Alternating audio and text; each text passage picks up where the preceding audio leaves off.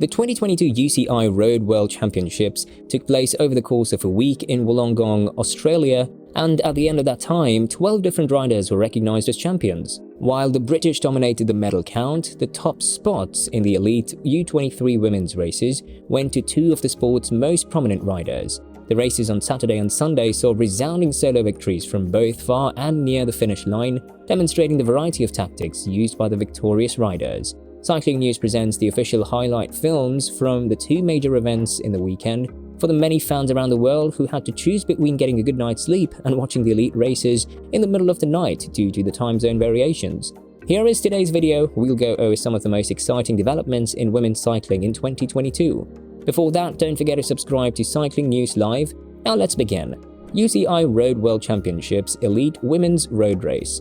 Two of the best riders of the season won the weekend's World Championship road races. This past weekend, the world's greatest road riders competed in the road race at the UCI Road World Championships in Wollongong, Australia, to determine who would wear the sport's coveted rainbow jerseys in the upcoming season. Who won? Annemiek van Vleuten from Netherlands won the women's race on Saturday despite competing with a broken elbow. She launched her winning charge during the final kilometer, and although being passed by Lotte Koepke of Belgium and Silvia Persico of Italy, she was able to hang on for the victory by a single second. On Sunday, Belgian rider Remco Evenepoel went it alone from 25 kilometers out to win the men's race. At 2 minutes 21 seconds behind the Belgian, Christophe Laporte of France won the silver medal sprint ahead of Michael Matthews of Australia. What happened? The elite women's race on Saturday was 164.3 kilometers long and took place in the rain, but that didn't stop the pyrotechnics as the race swiftly broke apart. Van Vleuten competed despite a fractured elbow she incurred in a crash during Wednesday's mixed relay TTT. The injury obviously hampered the 39-year-old as she was left behind the last 3 times the peloton climbed Mount Pleasant on the Wollongong city loops, but she fought her way back each time. A group of 5 riders, including the race favourites after the Polish skater Katarzyna Niewiadoma and the Italian skater Elisa Longo-Borghini both managed to escape for a second time, it appeared that Van Vleuten's shot at gold medal had been blown. Together with Belgium and Australia, the Dutch led a ferocious chase that brought down the escaped riders in the final kilometers. With a little under a kilometer to go, as the pack got ready for a wet and sloppy field sprint, Van Vleuten made her move. She surprised everyone by winning by a narrow margin against Koepke and Persico, who took second and third respectively. The 266.9-kilometer men's race on Sunday was decided within the final 75 kilometers. The French made a selection on Mount Pleasant and took a few riders out of the race, including Evenepoel, who discreetly covered the move to keep Belgium in the game. Evenepoel's presence was a coup for Belgium, who suddenly had one rider prepared to win from the front and another ready to try his own hand should the race come back together.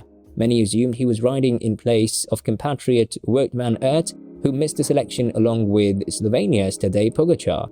After a substantial space had been created in the break, Evenepoel launched an assault. He started off too slowly, but his final burst of speed as the front runners crossed the finish line at approximately 35 kilometers from the end paid off.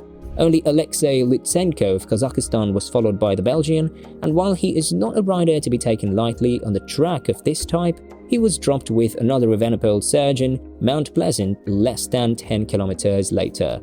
Evenepoel, who won the bronze in the individual time trial on Sunday, was allowed to ride at his own pace while out in front, taking caution over the difficult circuit's corners to avoid disaster.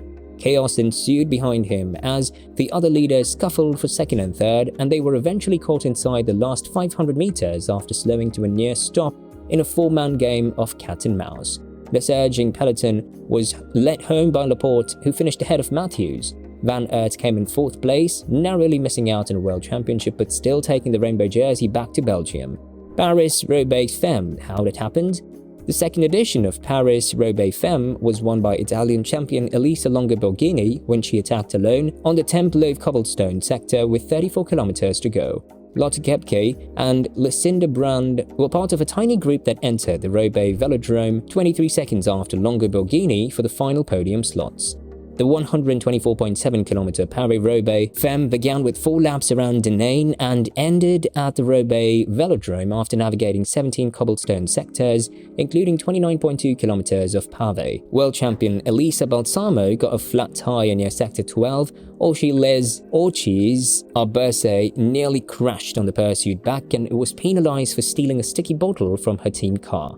Tour of Flanders 2022. The splinter group consists of Honsinger, Van Ruygen, Barrel, Martins and Bulova. The latter falls behind because they can't keep up, while the former 4 pull ahead by 3 minutes. The other 2 are thrown to the cobblestones of Kirkgate by Honsinger and Barrel. It takes 55 kilometers for Alessio, Ridemakers and Van der Duin to catch up to the frontrunners. 25 riders have caught and passed Van der Duin and the last of the attackers. A party consisting of Sierra, Maheras, Henderson, Niewiadoma, Chapman, Ridemakers, Bertizzolo, Confalonieri, Alessio, Barrel and Van der Duin escapes after crossing the Teinberg. Before reaching the Aude Queremont, Reusser builds a bridge across.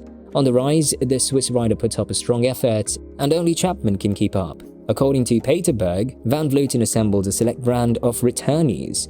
The reigning champion, accompanied by Koepke and Reusser, climbs the peak.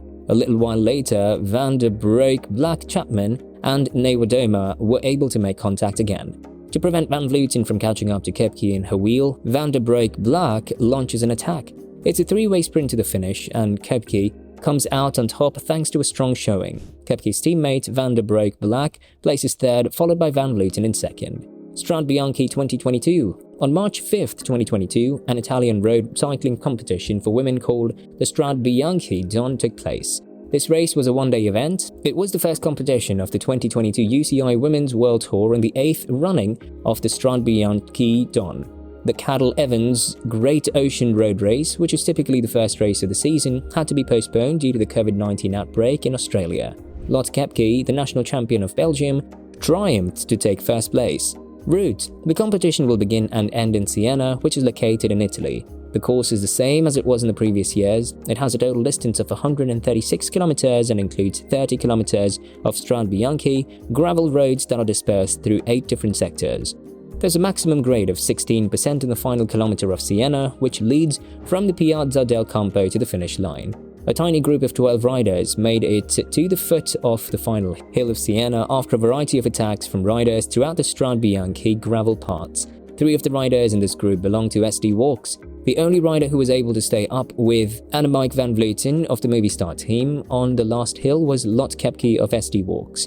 This climb was located on the Via Santa Caterina and led up to the finish line. On the other hand, Koepke was able to outsprint Van Vleuten and take the win at the summit of the hill. The SD Walks athlete Ashley Moulmin-Pasio finished 3rd, 10 seconds behind the winner. Following the competition, Koepke was quite complimentary of the efforts made by her SD Walks teammates. So, as we near the end of this video, how did you find today's episode? This isn't the end. More real stuff will be released in the following days, and we'll bring you the best of it here.